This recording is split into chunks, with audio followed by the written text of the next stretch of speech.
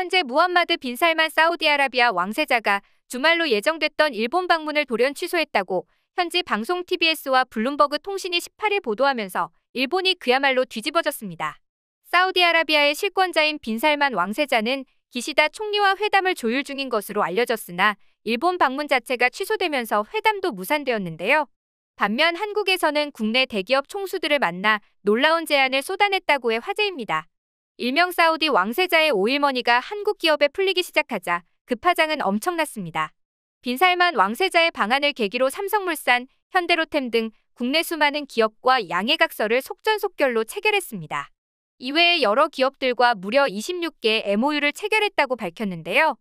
아직 네옴시티 건설에 필요한 수주는 총 10%도 완성되지 않은 것으로 알려지고 있기에 앞으로 사우디와 한국 기업의 협력은 훨씬 더 폭발적으로 이루어질 것으로 전문가들은 예상하고 있습니다. 사실 한국의 유수 기업이 양해각서를 체결했다는 것도 중요하지만 그보다 더 중요한 건 그 내용입니다. 과거부터 일본인들을 비롯해 한국의 능력을 부정적으로 보던 사람들은 사우디아라비아의 기가 프로젝트에 있어 한국이 따낼 수 있는 수주는 대부분 제일 기초 단계인 건설에 불과할 것이라고 주장해왔습니다. 돈이 안 되는 터널이나 도로, 공사 같은 분야의 수주만 따낼 수 있다는 뜻이었죠. 하지만 결과는 완전히 정반대였습니다.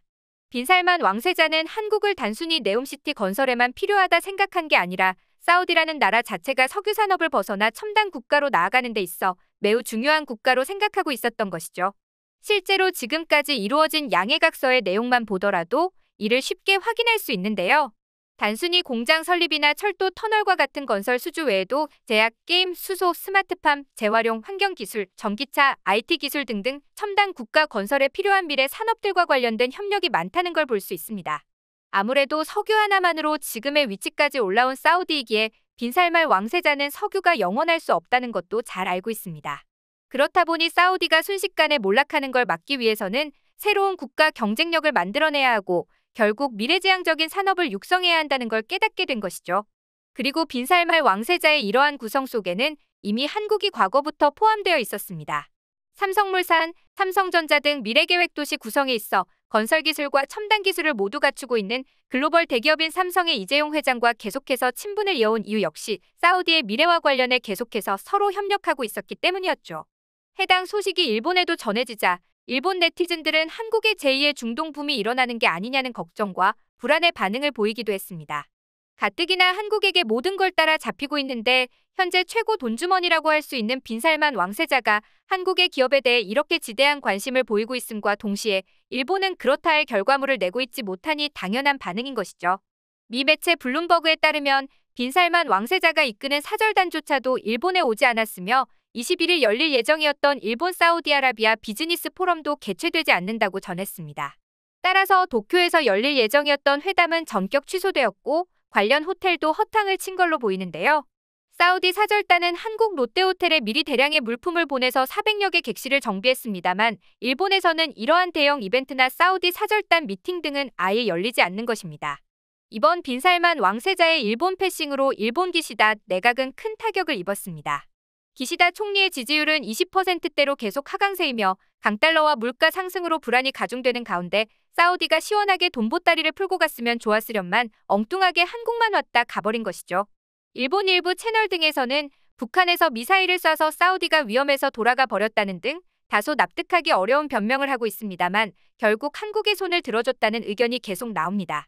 야후재팬 등에서도 일부 네티즌들이 결국 기시다를 그냥 지나쳐버렸다는 등의 댓글이 나옵니다. 한 네티즌은 한국은 미래기업이 많은데 일본은 멈춰있다. 그 결과가 아닐까라고 했습니다. 또 다른 일본 네티즌은 사우디의 네옴시티 건설을 기점으로 한국과 일본 걷잡을 수 없을 정도로 격차가 벌어질 것이다. 이미 문화산업을 기반으로 한국은 일본과 비교할 수 없는 외화를 벌어들이고 있는데 제2의 중동붐이 일어난다면 그때는 경제적으로도 일본이 한국에게 밀리는 최악의 상황이 발생하는 것도 전혀 이상하지 않다라고 자신의 생각을 밝히기도 했습니다. 물론 아직 빈 살만 왕세자가 구체적으로 왜 일본을 패싱했는지 이유는 안 나오고 있습니다. 하지만 전문가들은 그 이유를 몇 가지로 추측해보고 있는데요. 우선 업계에서는 한국과의 회담 다음에 이것을 취소한 게 아니냐는 단순 명료한 결론을 내립니다.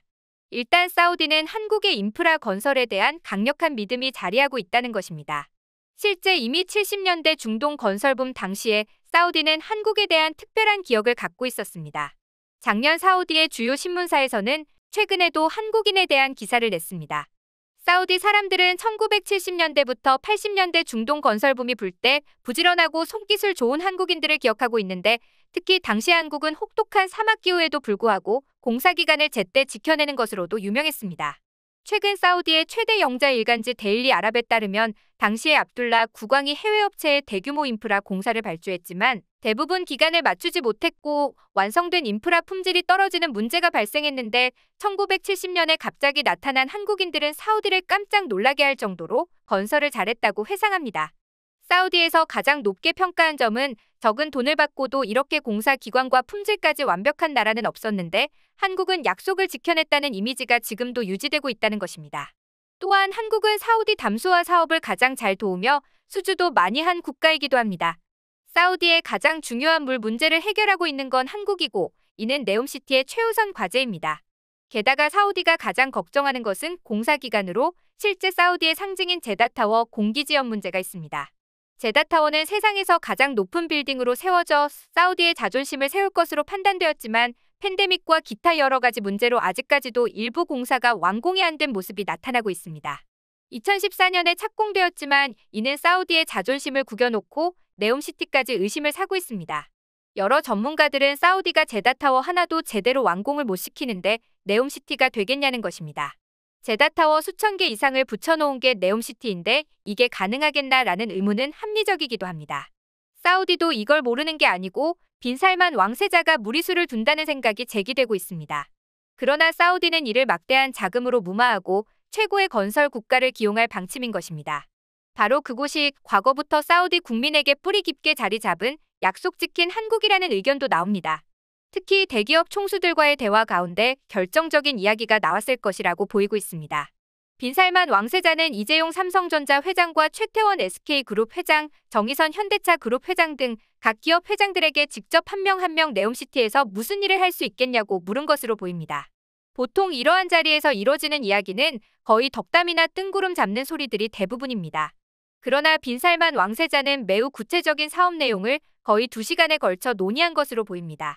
결국 이 가운데 다뤄진 내용을 종합해보니 더 이상 다른 나라하고는 얘기할 필요가 없다는 것입니다. 실제 IT 분야와 5G, 첨단 반도체 공급 등은 삼성, SK 스마트시티 전기차량 공급과 인프라는 현대차, 도시 전반 디스플레이와 배터리 공급은 LG, 건설은 포스코와 현대 컨소시엄 등 대부분의 미래 첨단 산업 분야 영역에서 한국은 사우디가 필요한 것은 모두 갖추고 있습니다. 실제 대기업 총수들과 이러한 분야별로의 질문이 오갔으며 매우 만족한 것으로 확인된 상황입니다.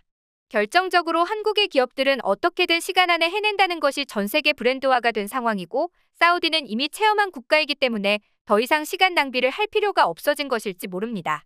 과연 앞으로 네옴시티를 두고 한국과 사우디의 협력이 어떻게 펼쳐질지 기대가 됩니다.